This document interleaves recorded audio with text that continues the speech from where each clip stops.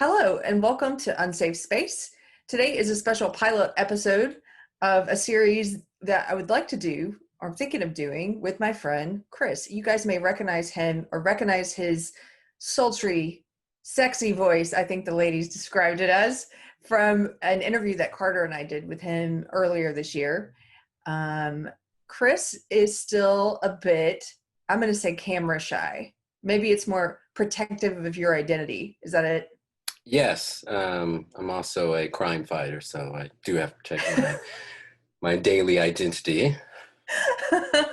So you have to be incognito. I like this art that you've done. You Thank made you. this. Yes, I did. I love the '90s, '80s, '90s, so I thought I'd make a image similar to how I look, and yeah, that's it. It is there's something very 90s about it, which I like. Yeah, yeah.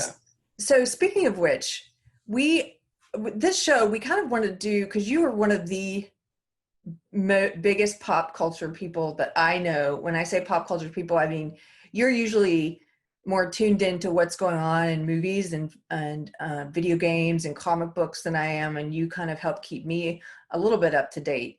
Although you haven't been very successful in roping me into watching all of Star Trek yet. Oh, but you will. It's just a matter of time. But yeah, I grew up. I always joke I was raised by the TV. Not that my parents are bad parents. I thank them actually. It made me the man that I am today. But yeah, I grew up on like '80s, '90s stuff. It's been a big part of my personality. A big part of what's inspired my art, and it's been quite a journey seeing what's been happening going on with pop culture at the moment and the politics that's kind of being pushed into it. They're kind of taken something that used to really bring a lot of people together and are now trying to divide people through it, which is just it's quite sad. But I thought for our show we could talk a little bit about that, of course, but also try to celebrate some of the good stuff that's still happening and stuff from the past as well, because we certainly want to kind of bring attention, bring some light to some of the good stuff that's kind of getting overshadowed by a lot of the bad stuff. Yeah. Can you tell me a little bit about, speaking of being someone who really appreciates the art from the 80s and 90s, can you tell me a little bit about what you were discussing with me the other night about censorship in art and entertainment in the 90s and the lessons that you took from it for what's going on today?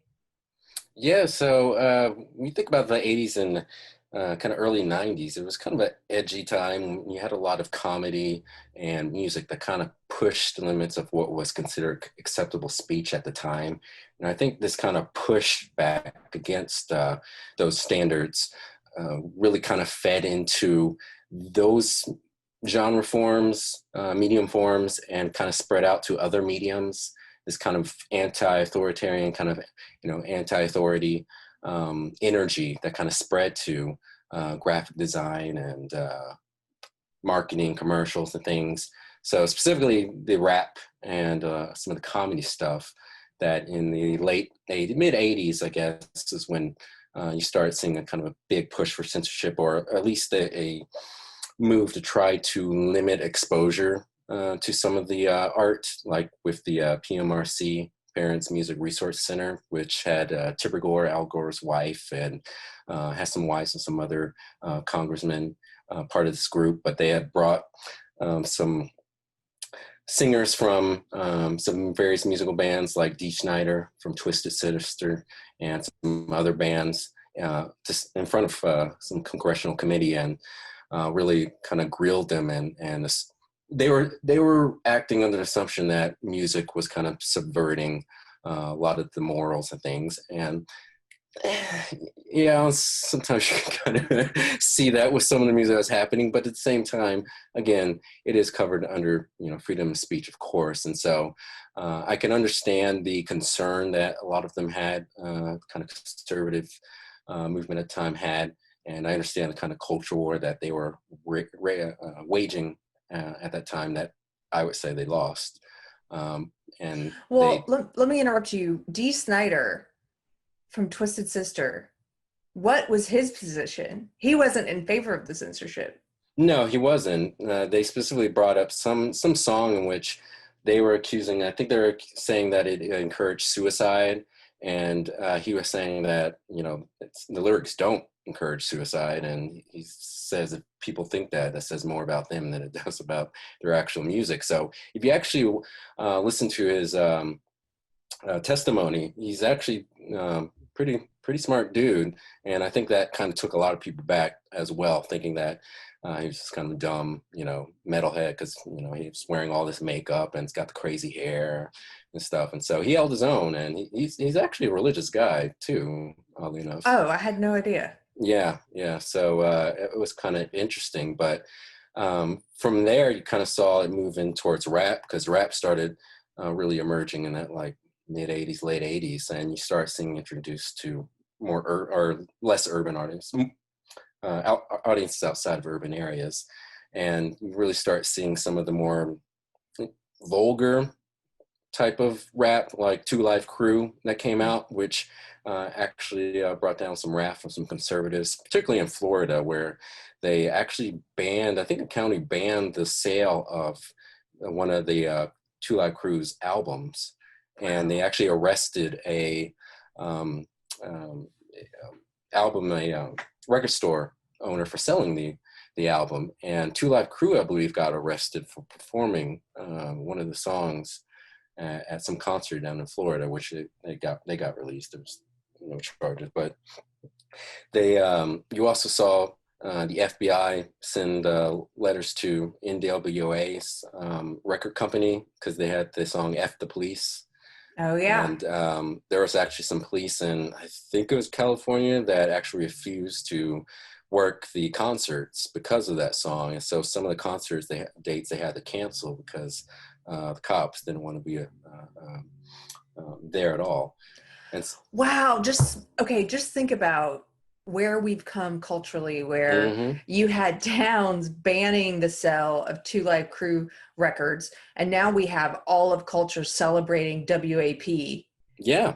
And you had police refusing to work security at concerts because of the song F the Police. Mm-hmm. But now you have widespread, or at least in the cultural gatekeepers, maybe not in the public at large, but in the media and the entertainment and the Democratic Party, you seem to see this support now culturally for defunding the police. Like, what a jump we've made.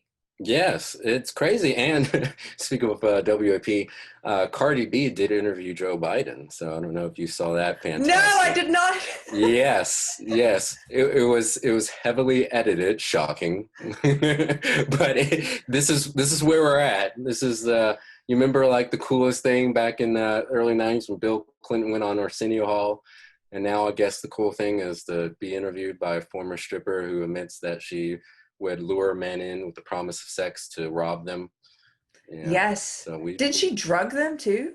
I don't know if she drugged them. She may have. Either drugged them or got them drunk or something, and then robbed them. But yeah, you had a lot of kind of push to censor hip hop and rap at the time in the 90s, and then you had a lot was going on with comedy. Certainly, you remember a lot of the controversy with Andrew Dice Clay. You had Married with Children, like the whole Fox network really at the time that it came out was very controversial. A lot of people forget how controversial it was, like The Simpsons. The Simpsons got a lot of flack because they had Bart who talked back to Homer and told Homer to eat his shorts. And you had a lot of parents saying, we can't have a cartoon character telling his dad to eat his shorts or else we're going to have real life kids telling their parents to eat their shorts. Logically, of course. And so that was I forgot about that until you told me that there really was this cultural pushback against The Simpsons. That was considered a little edgy and taboo. You know, he talked back and he talked back to teachers. Yeah, it was called the Anti-Cosby Show. And I think there was was it a Rolling Stones cover? They had Bill Cosby holding up like a shirt, wearing a shirt, I think, with Bart Simpson on it.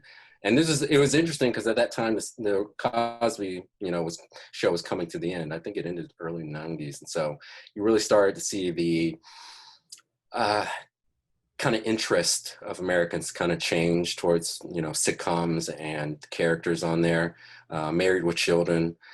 certainly had a lot of controversy. There was a mother, I think she was in Michigan, who objected to that type of content being shown at, prime time on Sunday nights. So she actually started a campaign to write towards all the advertisers of Married with Children, and most of them wrote back and they were saying, "Oh, we didn't know about the content they had on the show. It doesn't align with our brand values."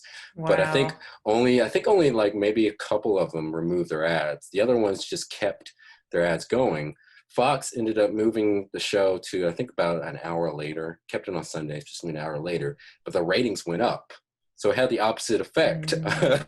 It's like the which I think a lot Streisand of that. effect. Yes, Yeah. and that I think that's with comedy and rap music. I think both of those benefited from, like you said, the Streisand effect, and so it's really interesting going from those days when you had so many music and TV shows that had a great deal of people that were against them, but felt that they were kind of losing the influence of society in terms of trying to maintain the moral um, system, moral code, moral ethics that existed at the time. And like I said, I love hip hop. I love a lot of comedy shows. Married with Children is one of my favorite Mhm. shows from that time period. But at the same time, I could kind of see what happened with it. As we talked about with rap, you can say the same thing kind of with like a little bit of comedy. Because again, with Married with Children, I love Married with Children, one of my favorite shows. But at the same time, if I'm going to be honest, it's probably the first show I can really think of that kind of featured an emasculated father, really.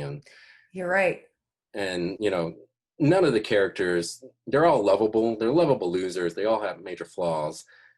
So I wouldn't say it's as bad as, today, oftentimes when it's the white male characters that are portrayed in such a negative light, but the women characters or kids that, know better than the father. But yeah, I think it kind of set the stage for a lot of that stuff. And so again, I have mixed feelings. Like I love that time period, but I can see how it led to what's occurred today. So why do you think, because why do you think that the censorship that was coming from the conservative side, I would say at that time in the 90s, why did they lose the culture war? They were trying to censor in a way what we got to see and watch and listen Mm. to. And today it's coming from the left.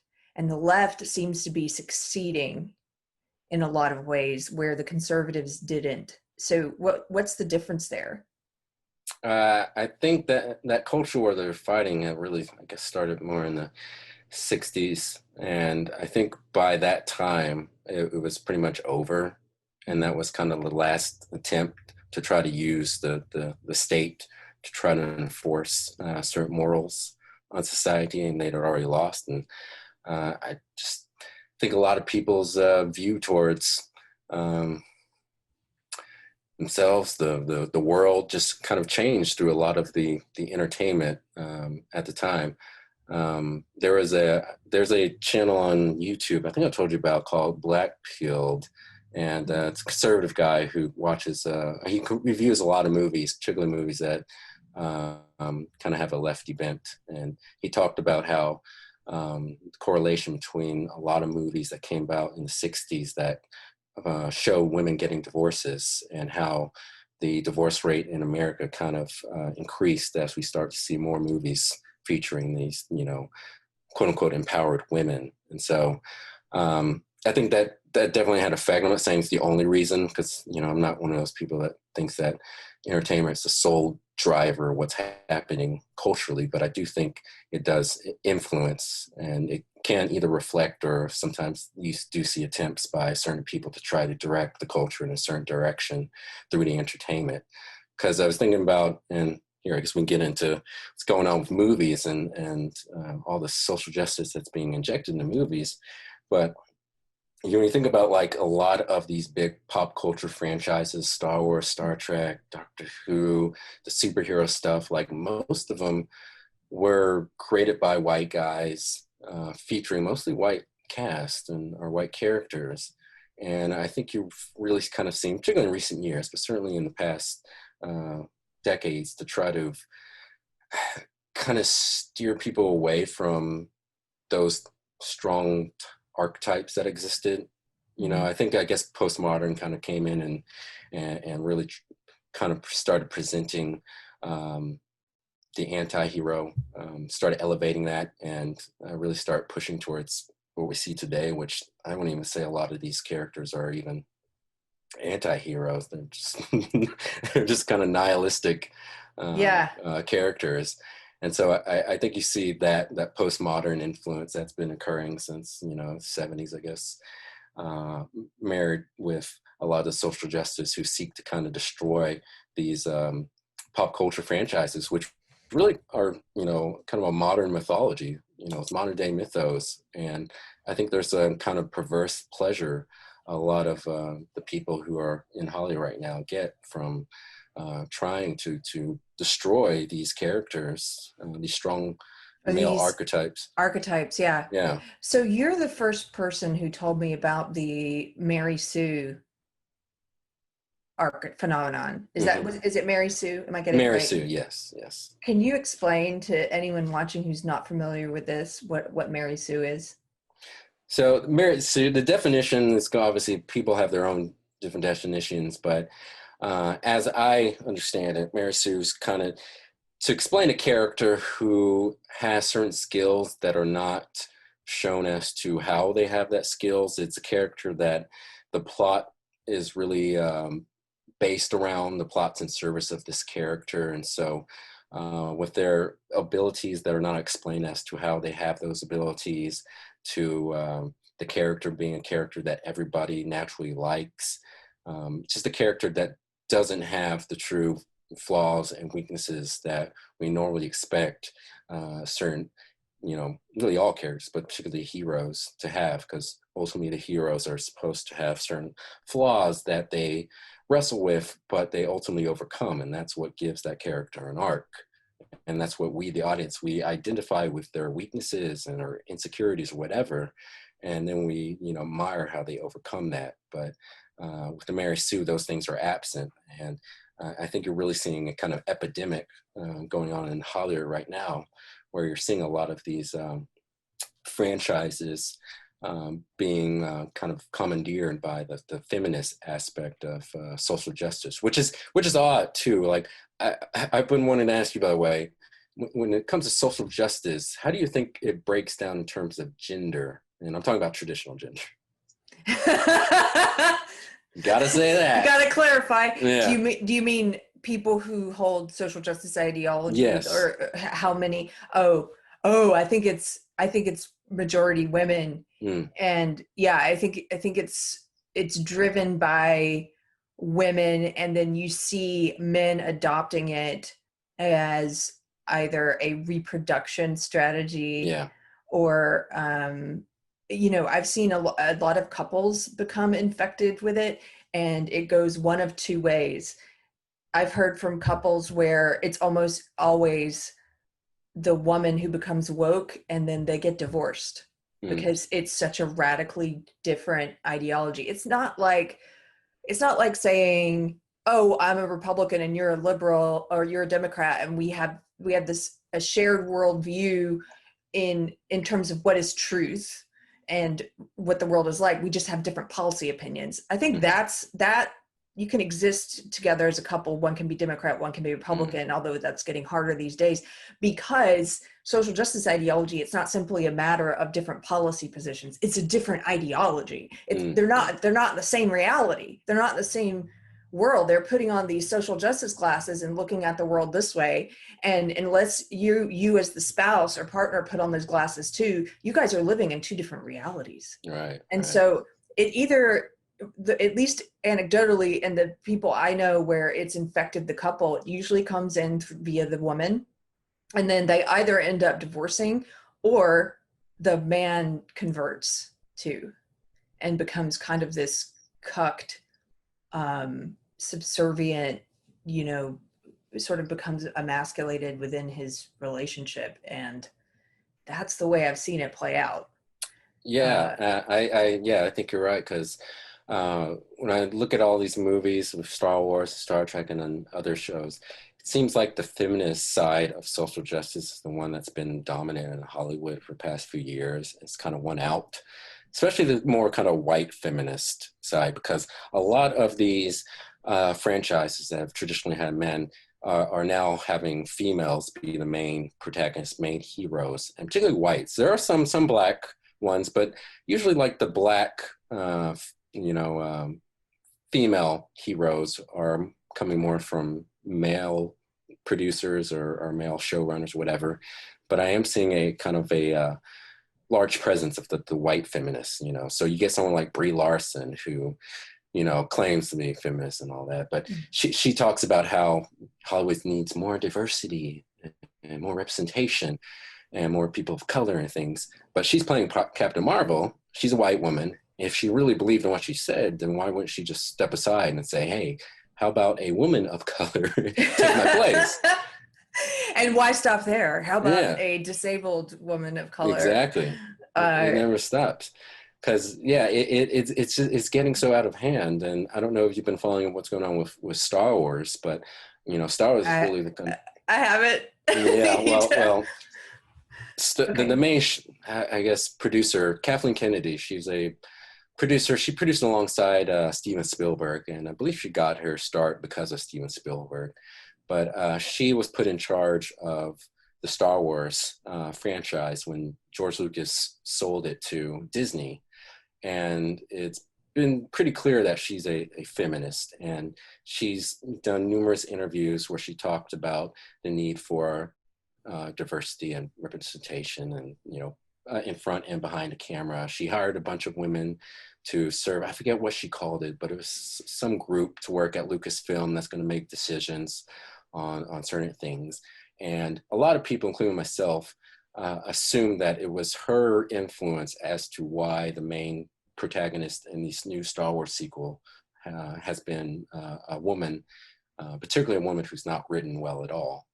Would you say she's a Mary Sue? To give people an example of the Mary Sue archetype, I guess it's an archetype now, but it's this female, usually a female character, at least in the way that I understand it, who is sort of beloved by everyone on screen, is very talented, and you don't understand how, there's no explanation of how this person came to acquire all of these talents, and they're just good at everything and they don't have any depth. Exactly. Yeah, that's the case with Rey, who's the main character in the Star Wars sequels. There was no setup as to how she had certain abilities.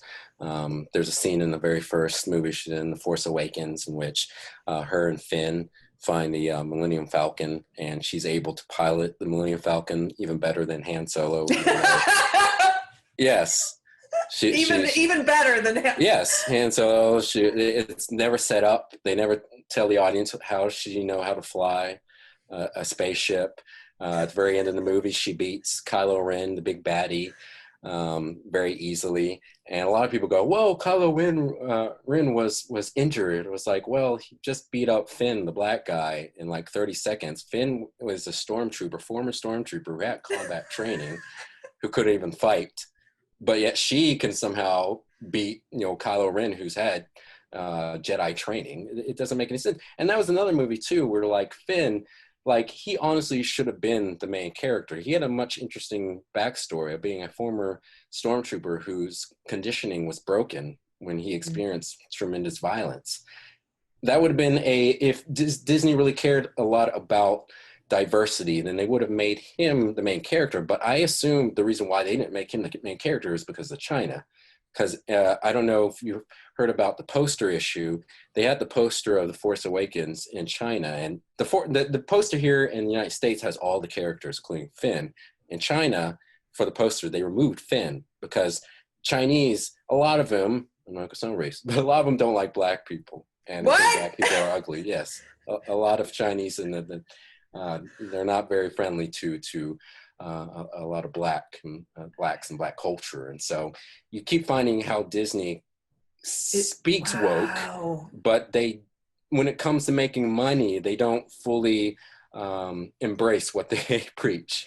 Yeah, well, because that's interesting, right? They can speak woke here, but nobody here, the woke people here, are not even looking at what they do in China. Mm-hmm. So Is it they the same can, thing with, yeah, same yeah, thing with the gay stuff. Like they always talk about putting more inclusion of gay characters, but when it comes to releases in China, they either cut stuff out or they just don't go as far as, a lot of more activist types would want them in terms of having representation of gay characters in these movies. that's amazing. It's sort of, we're gonna we're going to kowtow to social justice ideology in the United States because that's what we view as culturally dominant. Hmm. And then we're going to be hypocrites and we're going to kowtow towards anti-black racism in China because that's what we view to be culturally dominant. Like whatever Yeah, we think is going to help push our brand more in each country, we'll just do that.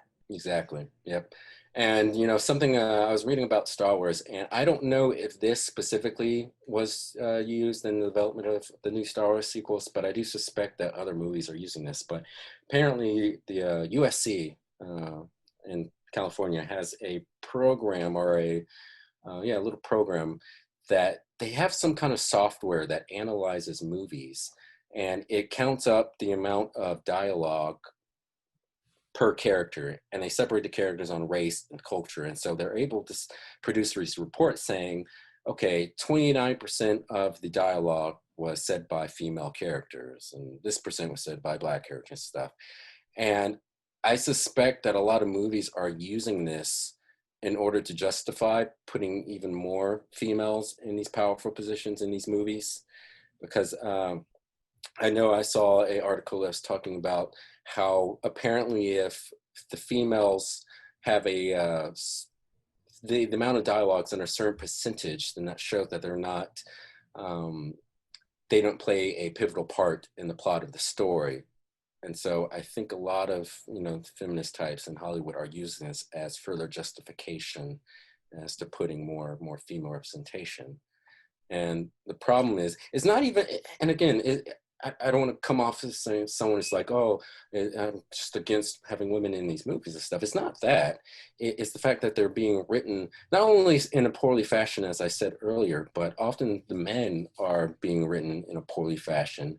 And oftentimes you sense or get a sense of this kind of mean-spiritedness that a lot of females have towards the male characters, because I think the goal for a lot of these Hollywood types is to try to change perceptions on gender roles. And Mhm. so they're constantly trying to show women in positions of power and authority over men, and that the women have to be able to do things better than men. Doesn't mean that it can't be immoral, because they'll still have women in bad guy positions, but these women have to be more competent than the men, always. Magically more competent, because you Yes. gave me another example once of the Mary Sue character, and well, one was Captain Marvel, right? Mm-hmm. What's her name? Brie Larson. Brie Larson. Yes. And isn't there a scene in that? I haven't seen this movie, but isn't there a scene where she also sort of punishes this guy for? Yes. This guy, I guess he was hitting on her, and I can't remember exactly what he said, but she ended up going up to the guy and like grabbing his arm and like almost breaking it, and then stealing his motorcycle. Yeah, And she's and the it's good guy. yes, exactly, because this guy was catcalling her, because that's bad. And Okay. so this is when she becomes a villain in the movie. And, but she's also just really good at fighting, and it's not really. She does have superpowers and stuff. It Okay. explains that, but she's still overpowered too, and it kind of makes it boring. And I know a lot of people trying to make comparisons with Superman and stuff, and maybe sometimes arguments do fly for Superman as well. But I because a lot of people always say, saying Mary Sue is kind of sexist and stuff. And I've heard people say that Mary Sue can be applied to men as well, because there are male, Mary Sues, or sometimes they're called Gary Stews, definitely. Gary Stews. Yeah, I know you're not a Star Trek fan, but in the first few seasons of Star Trek Next Generation, they had a character called Wesley Crusher, and he was basically kind of a stand-in for Gene Roddenberry. Gene Roddenberry kind of wanted to put himself into the story, and so he's this whiz kid that magically knows how to do the jobs of trained Starfleet officers better than they can. And he's a character that most Star Trek fans hate, And so it's very similar, kind of like Rey, Star Wars. You got to get the sense that Kathleen Kennedy was kind of putting herself in the story. And I think it's a lot of the female writers in Hollywood. A lot of them kind of have an inferiority complex. And so they kind of put themselves in these stories, but they portray themselves as not having these weaknesses, and they're kind of overcompensating for They're these perceived weaknesses. overcompensating. Because I think a lot of them do think that women are inferior to men, and so Yeah. they're trying to overcompensate. And so they have to constantly show women being, like I said, smarter and more competent and able to beat up men twice their size. It gets ridiculous and takes a lot of people out of the movies. What about the Batwoman trailer that you showed me? That was bad. Yeah, Batwoman. So for anyone who's seen the trailer, in trailer, Bruce Wayne, I guess, disappears, and Gotham City's wondering what happened to the Batman. And so I believe it's his niece or cousin. He didn't have any, brothers or sisters, but his cousin, who's a woman, apparently discovers that he's Batman. So she breaks into the Batcave, and she finds this guy who's guarding it. I guess he's kind of the new Alfred, this black guy. And in a trailer, they show her go up to the bat suit, and the Alfred character says, "This suit is literal perfection." And then she turns to the camera and goes, "It will be once it fits a woman." And then you hear the theme song goes, "I'm a woman." Like, this is real. Like, that's the actual song. And like, it was so over the top. I started thinking, like, are they trying to troll like the anti-SJW people?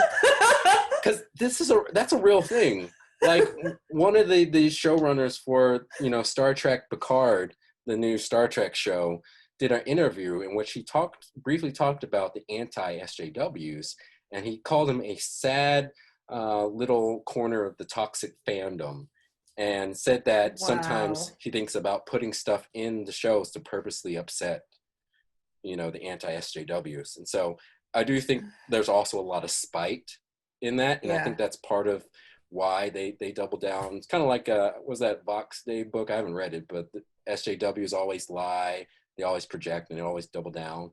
It's the same thing. Like, because you can read all of these articles by the people who, either the people running these shows or movies, or the reviewers, these SJW type reviewers, who love whenever these narratives are put in. They don't actually care about the show or movies, they just love the narratives or put in there. But every time they attack people who criticize these SJW narratives, they say the same thing. It's just like it's a template.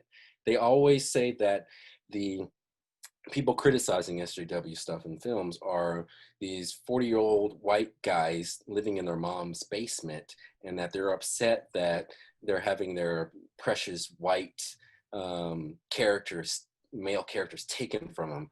And I'm thinking, this says more about the person saying that than it does the actual fans. Because I think they think that these movies like Star Wars and Batman, all the things, I think they think it belongs to white men, these 40-year-old white men, and I think they get some kind of perverse pleasure from ruining it, kind of taking it away, recasting all these traditional characters, changing their race, changing their gender, and really like going back and in a lot of cases changing the mythology that exists in a lot of these franchises that have existed for decades. Like, they've rewritten the history of Doctor Who when they made Doctor Who a woman now. And I quit watching. Well, I quit watching before the Doctor became a woman, because I love David Tennant. I liked Christopher, what's his name? Christopher Eccleston. Yeah. I liked him too, and I love David Tennant. And after David Tennant, that guy that they picked, Matt Smith, I just couldn't get with that Doctor. And then I heard they were making the Doctor a woman, and it seemed like it was more of this virtue signaling and pandering, and instead of just, it's hard to separate nowadays just what is a genuine interesting character arc or casting choice from what is simply a pandering to this belief system. And It's kind of like the reboot of Battlestar Galactica that happened about 2003. I don't know if you've ever seen any of the I reboot. love the reboot, and Yes, me they too. changed, yeah, and they changed a bunch of the characters and made them Yeah, women, but yeah. it wasn't.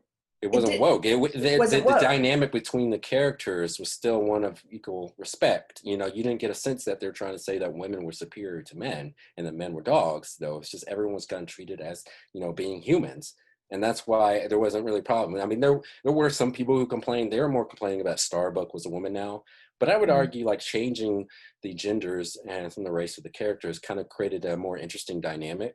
It Like it did. created a different dynamic between, you know, Starbuck and Apollo, because I watched the original series. I love the original series as well, but reboots just to me on another level. And so comparing that to say, you know, Doctor Who now, where it's very obvious that they have this animosity towards the male character, especially white characters.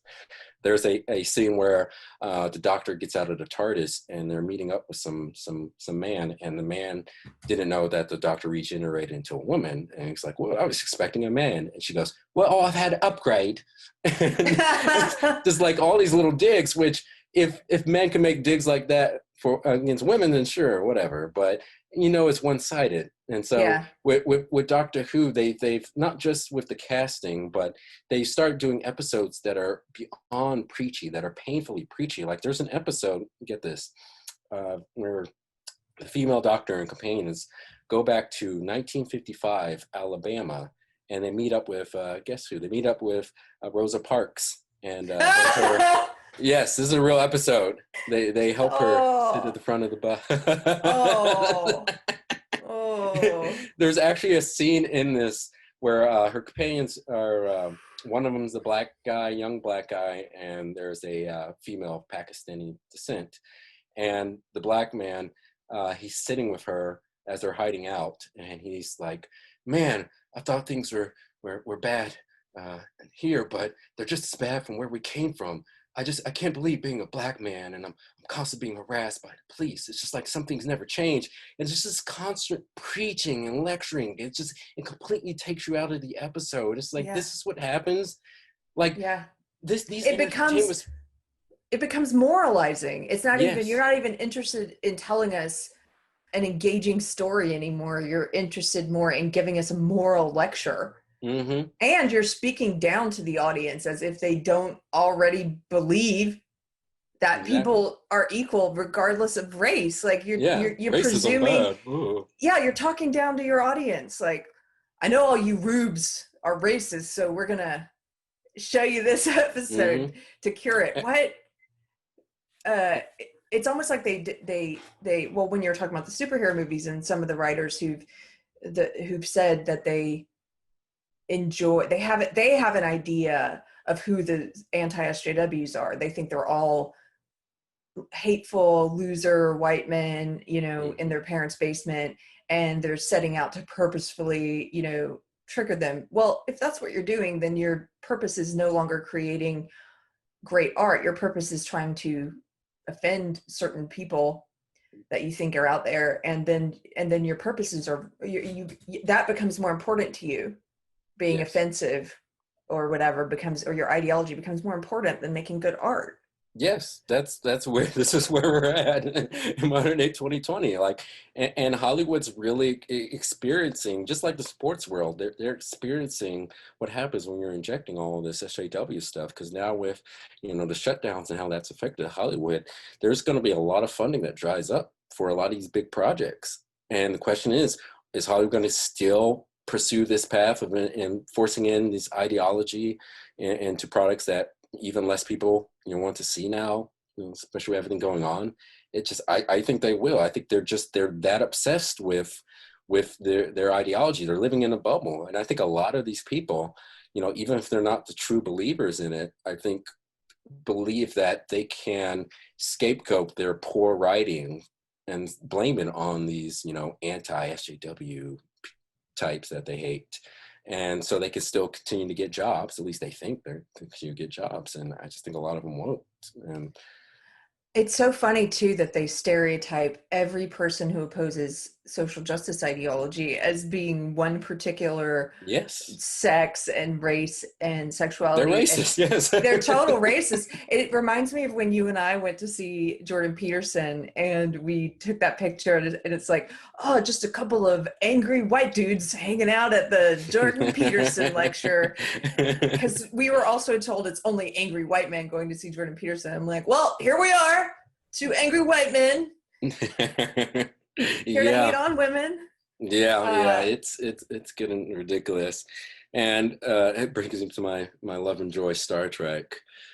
uh i I just got to get background. So I grew up Star Trek and the Next Generation, and that's, played a huge part in my development, because the thing I always loved about Star Trek and science fiction in general is it kind of takes the cool aspect of like futuristic technology and really kind of shows you what's possible, but it pairs that with like morality plays and issues on ethics and morals. And to me, that kind of gives it another depth that goes beyond than just if it was just laser guns and stuff. but would you say they put the entertainment and the art first, and then the moral principle or ethical principle they're teaching you second, or no? I would say that yes, because with the original Star Trek, I think oftentimes tend to view things more philosophically. I think it used to be a lot more nuanced too, as well, because oftentimes they would have characters, the good guys, who would take different positions. There was an episode that was a commentary on Vietnam, and the Federation decides to arm half of a planet that's having a civil war, in which the other side's being funded, trained by the Klingons. And in this episode, Captain Kirk's in favor of giving weapons to these group on this planet, but Dr. McCoy is against it. And there's a scene where both of them are making their points, and each point is a good point from each side. And so I think that kind of dialogue that exists between the characters has been lost in Star Trek, where now it's more about, preaching, as we were talking earlier, and telling the audience what's right, what's correct, what's moral, rather than really trying to reduce things down to their moral principles, or what's correct in terms of judging it by any kind of true moral philosophy, which is kind of missing. And to be fair, like Star Trek, kind of after the original series started getting a little bit more relativist, I think, a little bit from time to time, in which a lot of the characters on the good guys would look at a alien species and make a judgment about what they're doing is wrong, but use this reason, the prime directive or whatever, not to intervene in a situation in which clearly immoral actions are being taken place, which you Almost should like intervene. cultural relativity, or Yes, exactly. Because like in the original Star Trek, Captain Kirk was not a cultural relativist. He was a moral absolutist and a universalist. Because the original Star Trek, like a lot of people say, it's like, oh, it's pro-commie, communist stuff, and I don't quite see it that way. Because the original Star Trek, you have to remember, was more than just Gene Roddenberry. There were a lot of other writers who developed the Star Trek mythos, and a lot of them served during World War II. And so you got to kind of think about that, the context of the 1960s and what was going on, and the way a lot of Americans viewed what America was, what the West was, versus the Soviet Union. Because there were a number of episodes that were allegories or commentaries on communism, where Captain Kirk and Mr. Spock would go down to a certain planet. They'd find that this planet at first appears to be utopian, but they would find that there's some computer, a robot, a alien, Starfleet captain, or somebody who's centrally planning this, society that's really restricting certain freedoms in order to maintain this supposed utopian society. And Captain Kirk would always use that appeal to this universal idea of individualism, how all beings in the universe have a right to be free and right for self-determination. He'd use that as a reason to disrupt the control of this robot or alien, whatever. And so that kind of got a little bit more lost as things went on into the newer Star Trek. Sometimes they would, sometimes they weren't. But now when you get to the new Star Trek stuff, which, Star Trek had been off the air since 2005. And so they brought it back, but under new people who clearly didn't understand Star Trek and didn't have any philosophical bones in their body. So it's this new Star Trek stuff they've been producing is dark, it's nihilistic. They purposely ruin the Federation because the Federation was just and Federation Starfleet was just a projection of the Enlightenment, broadly liberal humanist values into the future, and saying that these are the values that are going to unite humanity. But in this new Star Trek Picard, Patrick Stewart plays Picard. He's a left-wing activist, and he was very outspoken on the election of Trump and Brexit and how much he hated both of those things. And so it's very obvious that he only wanted to return to Star Trek in order to make an allegory based on his view of the world. Like, he specifically didn't want the new show to be anything like the Next Generation that he was a part of back in the 80s and 90s, which is beloved by many like myself. Like, he didn't want any of the same characters. He didn't want the look to be the same, but he understood it as an allegory. Star Trek's known for political allegories. And so it was obvious when you watch the show that they're trying to make an allegory to legal immigration. And first of all, I think his views towards Trump and Brexit are not particularly nuanced. When you talk about illegal immigration or the refugee crisis going on to Europe, there's a lot of issues with, competing value systems, and that a lot of people who are coming into these countries are not being forced to assimilate. They're actually given incentives not to assimilate. And when the governments are making them eligible for various types of benefits, it kind of gives you a sense of not assimilate, because assimilation is hard. I mean, how many people from America could you dropped off in Japan and they would be able to learn Japanese and learn customs and everything? Mm-hmm. Probably not a lot, but if, the whole population of Texas, nearly 30 million people moved to Japan and were given, benefits by the government, then there's enclaves are going to form in which a lot of people kind of preserve that American / Texan culture, and they don't have to assimilate. Yeah, right. Yeah. And so what he and a lot of the other Star Trek people who speak out against Trump and Brexit and all the other things miss is that Star Trek, like I said, some moment ago, the Federation and Starfleet are unified by certain values. It's very homogenous. It's diverse, definitely, in terms of the alien life forms and stuff. But what a lot of these people miss when they keep saying Star Trek's by diversity and Trump needs to watch Star Trek because you can get diversity, it's not diverse in its culture. It's homogenous. There's a single set of values that unite everyone. They unite, hundreds of planets. Whenever they invite new planets to be part of this union, this United Nations of Space, essentially, they do these investigations on these planets to see if their values, if their history, their culture is a match to what exists in the Federation. But that's not what's occurring here in the United States or in Europe. And so Patrick Stewart and the other people miss this completely and want to view things as, the only reason why people would object to illegal immigration or refugees going to Europe is because of xenophobia and racism, which is not true. There's many other reasons. And this hits upon, I think, Carter talks about this a lot on Unsafe Space, about how people, we have this word culture, and it means two very different things depending on how it's used. Culture can mean aesthetic things like art and music, food and dress and things like that. And obviously those have no moral value, weight to them. I don't have a problem with saying I can enjoy all cultures equally if what you mean is food and music and dance and the way people dress and that kind of culture. But culture also means something different. It means you can have ideas, foundational beliefs and principles that are viewed as important. So, and in that case, no, all cultures are not equal. You can't appreciate all cultures equally. Some cultures say it's okay to kill gay people and to force women to wear coverings and to stone women to death. I mean, there definitely, you can make some cultural judgments if what you're talking about are the ideas and the values.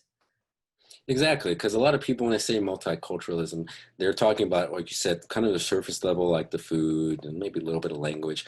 But most of the time, they're using it to mean like multiracialism, for lack of a better term. And the true multiculturalists, there are true multiculturalists who believe that you can have like a bunch of different groups in one area with completely different cultural values still coexist, and that's not going to occur, especially if you have that utopian mindset, that Star Trek has. And a lot of the people who claim to like Star Trek, like say, oh, we want to be like Star Trek, and, nationalism and all of that stuff gets in the way of that. It's like, well, I understand that, there is kind of a unified global system in Star Trek, but like I said earlier, it's all about the values that unite everybody. In the real world, how do you unite people with differing values without using violence? How do you do that? If you were to acknowledge that this is very complex, very hard problem to solve, then you can get a wealth of stories out of that for Star Trek or even other shows and stuff. But these people are so dumb and so blinded by their ideology that they don't see that, and they don't really care.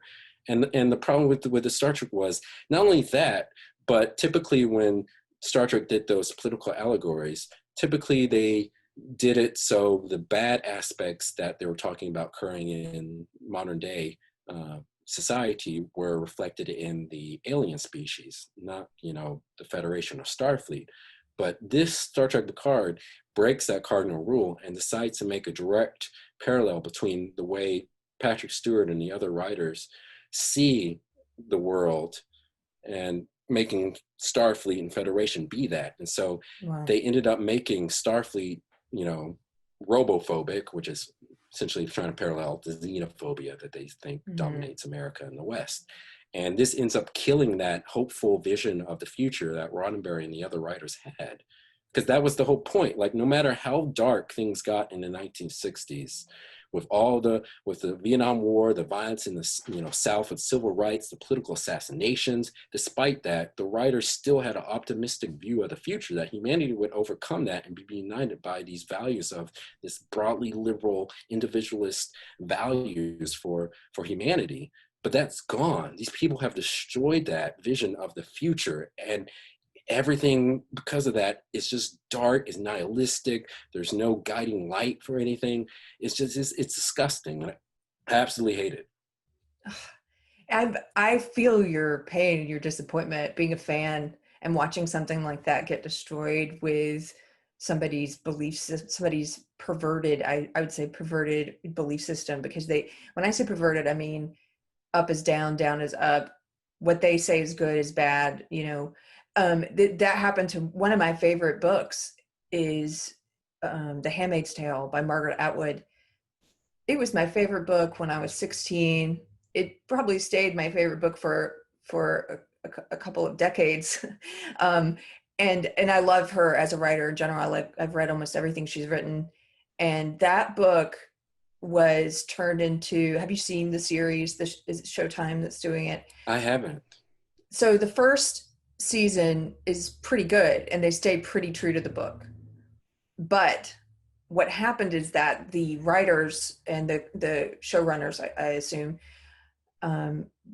placed their own ideology, their own way of looking at the world, and their own interpretation of what's going on, which I think is wrong. They're not watching the right movie if they look out at the world and they say, oh, Trump is the boogeyman, and the fundamentalists that we need to watch out for right now are Christian fundamentalists and conservatives. That's not the world we're living in right now. You're watching the wrong movie. But anyway, they took that worldview of theirs and they tried to do the same thing with what you're describing on the second season. The second season is basically an SJW fever dream, where they just completely pervert the book and try and turn it into some allegory for living in Trump's America, which it ruined it for, I mean, it hasn't ruined it for, I love the book. It's just that when I see representations of the book now out in popular culture, or see people at stupid resist protest dressed like handmaidens, or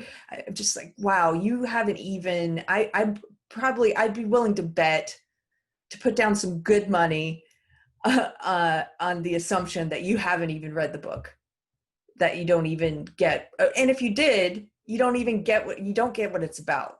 Almost like this Patrick Stewart having been in this series and still not getting what it's about. Exactly. Yeah, I didn't even know that it was the book was different from the show. I just knew of the show and knew that a lot of feminists liked it because of the kind of pro-abortion and they're being subjugated or oppressed by men. Well, she was inspired by, when she wrote this book, by what was going on in some Muslim majority countries. It was more about Islamic fundamentalism, and also, yeah, sure, this could happen. We can all envision a dystopian future where another type of Christian fundamentalist is what, in the book, is what happens. And you could envision that for sure, but she modeled it on what was already happening in other places. And to divorce it from that, and to pretend like we're living in this Christian fundamentalist dystopia in the United States. No, we're not. Christians lost the culture war in the 90s, like you were talking about. Like, they've already lost it. Yeah. They're not culturally the ones setting the standard at the moment. They're counterculture now. So, but anybody who hasn't seen it yet, I do like the first season, because when the first season ends pretty much where the book ends. That's why the second season, they're just making stuff up because there's nothing to go on. They just wrote what they wanted to. And it seems kind of like a trend. I don't watch like a whole lot of new stuff, but I do hear from time to time about a lot of shows that start off well but end up becoming woke by the second season, which is really, really sad and almost bizarre. It's almost like there's somebody in some department in some studio that's checking to see, wait, do you have any woke stuff in here? Oh, you don't? Oh, you need to put this in here. By the second season, because it keeps happening over and over again. And especially with, like you're saying earlier about the kind of anti-Trump stuff and the way that mirrors, the way they view Trump's America.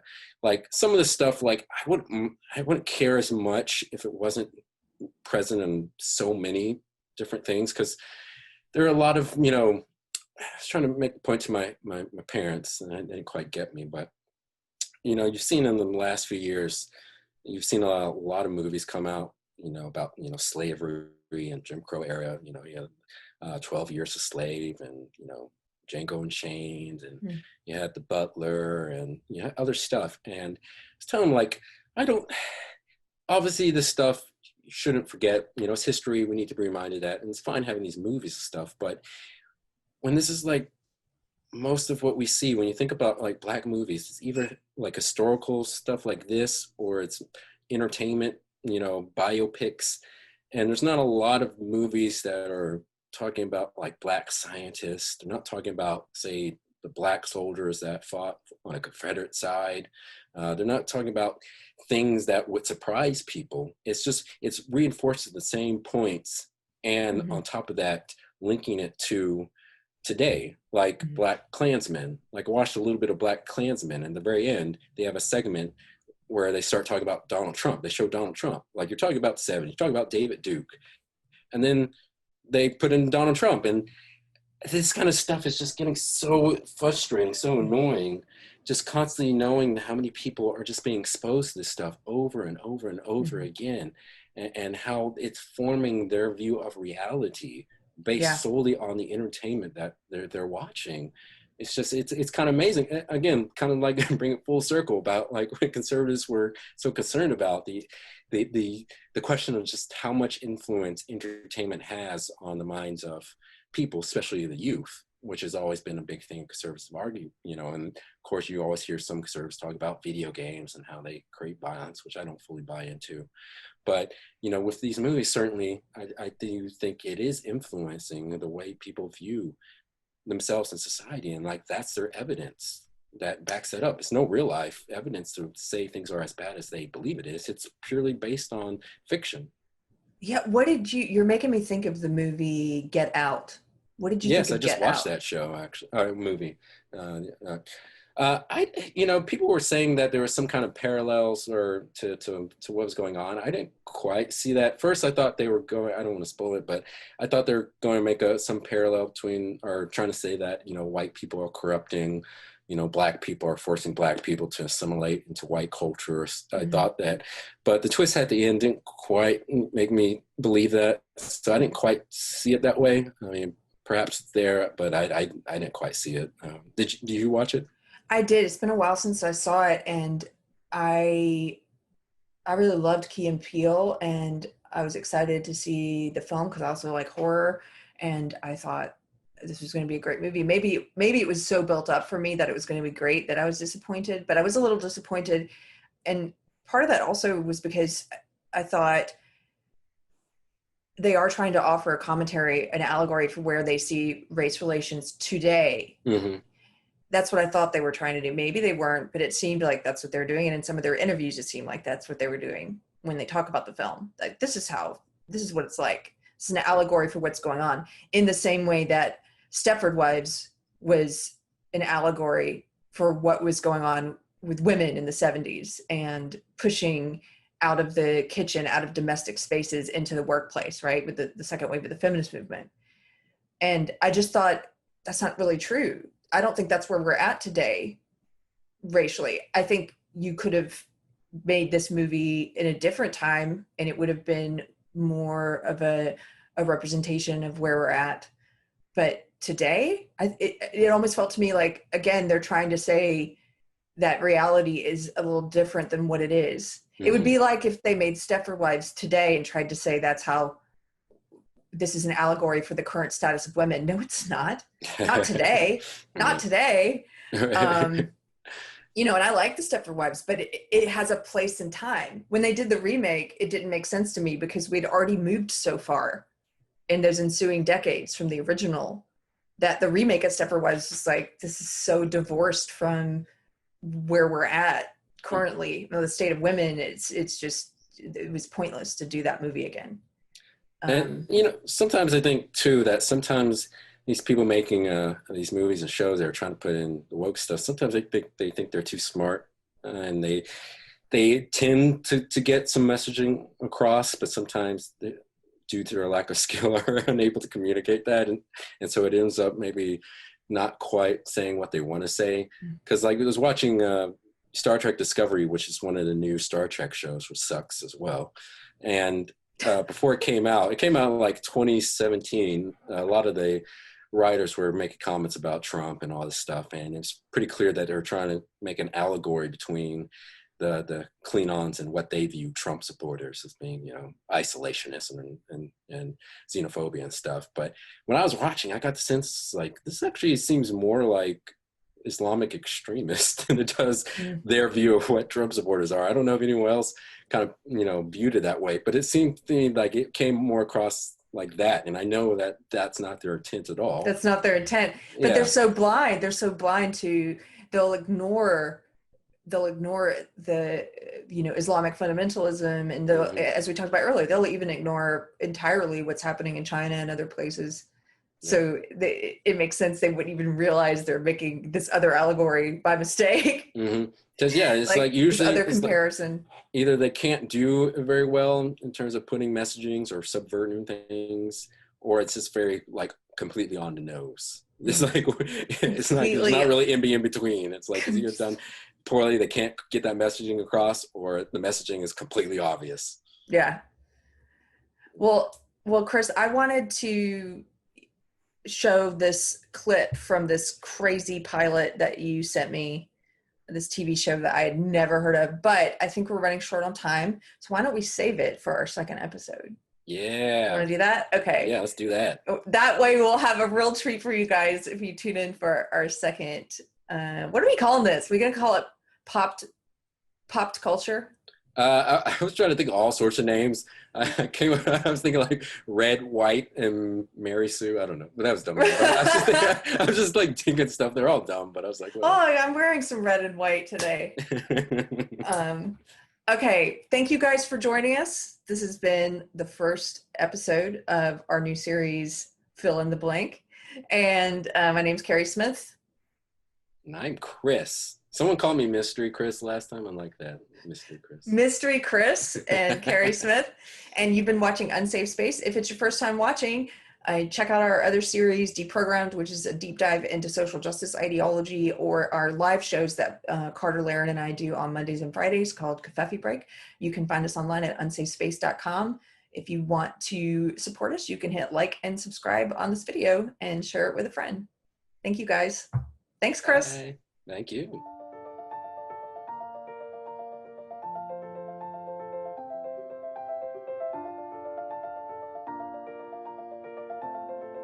Thanks for watching. If you're new to the channel, we have a deep content library that includes interviews with everyone from Mike Cernovich to Megan Murphy, so go check it out. If you'd like to see more, please consider supporting the show by visiting unsafespace.com/donate. You can find us on all the major social media platforms, at least for now, and you can find a community of like-minded individuals on our Unsafe Space chat on Telegram. See you there.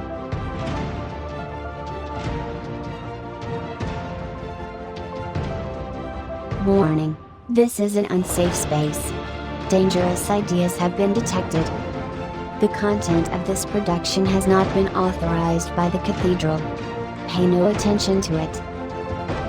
For your protection, the following co-conspirators have been unpersoned and marked for cancellation. Please report any sightings to your local Ministry of Love. Did you know that 97.1% of corporate media employees agree that corporate media is objective and fair? If you think about it, no one should be allowed to express opinions.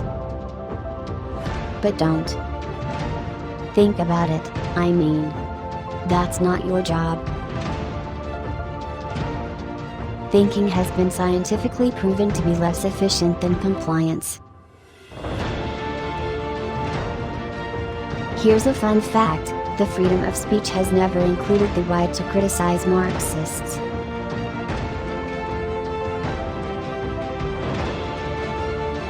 Computer voice Curtis, never mind, that last line is fake news.